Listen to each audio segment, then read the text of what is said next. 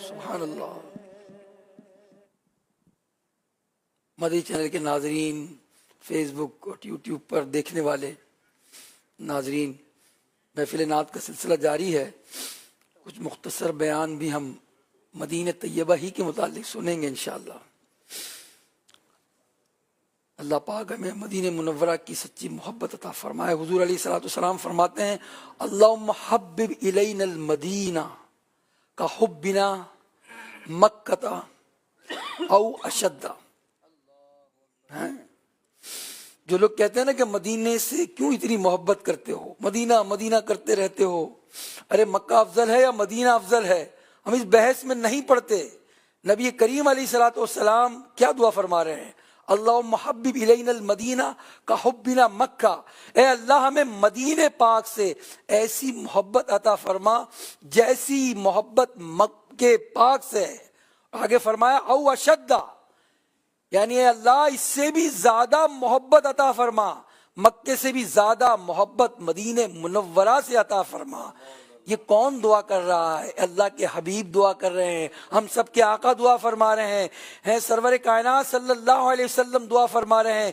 اس حدیث پاک کے تحت مفتی احمد یار خان نئی بھی فرماتے ہیں کہ میرے نبی مکی مدنی صلی اللہ علیہ وسلم کی اللہ نے ساری دعائیں قبول فرمائیں، کیونکہ ہر مسلمان کو مکے سے زیادہ مدینہ منورہ پیارا ہے۔ مدینہ پاک کی آب و ہوا صحت بخش ہے، وہاں کی خاک شفا کہلاتی ہے، وہاں کی روزی میں برکت ہے۔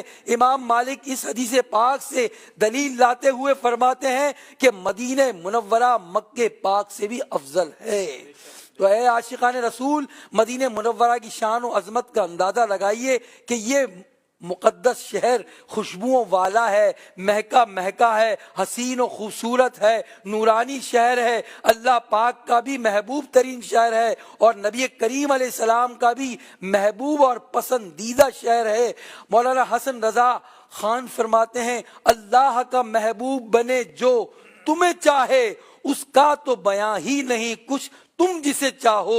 غور کیجئے، جس شہر سے اللہ کے حبیب پیار کرتے ہوں اس شہر کی برکتوں کا عالم کیا ہوگا، اس شہر کی رعنائیوں کا عالم کیا ہوگا۔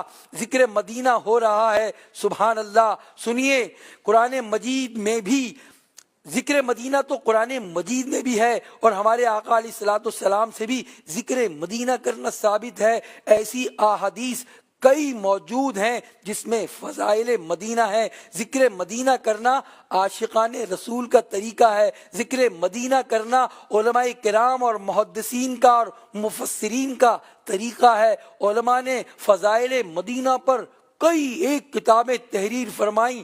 آئیے بخاری شریف کی جو قرآن پاک کے بعد جو سب سے معتبر کتاب ہے، دنیا بھر میں پڑھی جاتی ہے، اس میں امام بخاری رحمۃ اللہ علیہ نے، یعنی بخاری شریف میں، جو لوگ کہتے ہیں نا بخاری سے لاؤ، تو آج ان کو بخاری شریف سے بیان کر رہے ہیں۔ فرما بخاری شریف میں امام بخاری نے باقاعدہ کتاب فضائل مدینہ پر عنوان تحریر فرمایا ہے۔ اس عنوان کے تحت 11 ابواب بخاری میں موجود ہیں، جن میں مدینہ مبارکہ کے مدینہ شریف پہ فضائل پر احادیث نقل کی گئی ہیں۔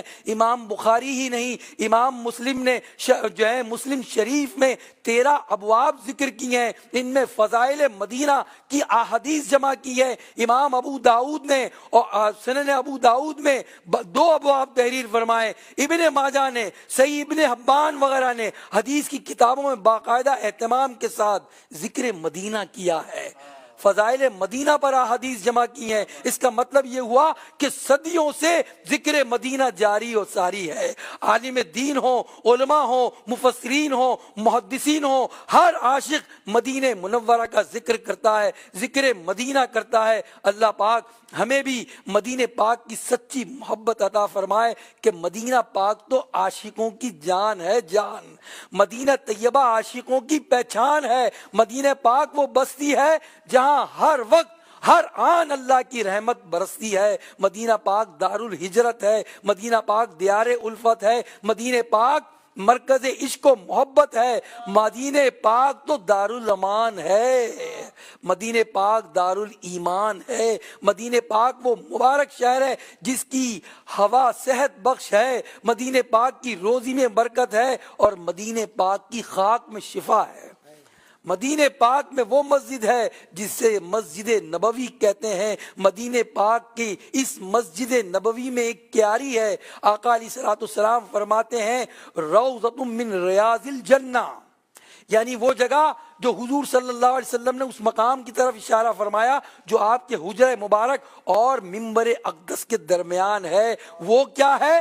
جنت کی کیاری ہے۔ ذرا سوچئے تو صحیح، اگر آج بھی دنیا میں کسی کو جنت کا کوئی نظارہ کرنا ہو نا تو وہ مدینہ دیکھائے، آقا کے قدموں سے جنت لپٹی ہوئی ہے۔ کسی شاعر نے کہا نا جسے دیکھنی ہو جنت وہ مدینہ دیکھ آئے۔ مدینہ ایسا گلشن ہے جو ہر گلشن کی زینت ہے، مدینہ ایسا گلشن ہے جو ہر گلشن کی زینت ہے، بہار باغ جنت بھی مدینے کی بدولت ہے، بہار باغ جنت بھی مدینے کی بدولت ہے۔ سبحان اللہ، باتیں تو بہت ہیں، بہت کچھ سوچ کر آیا تھا کہ مدینہ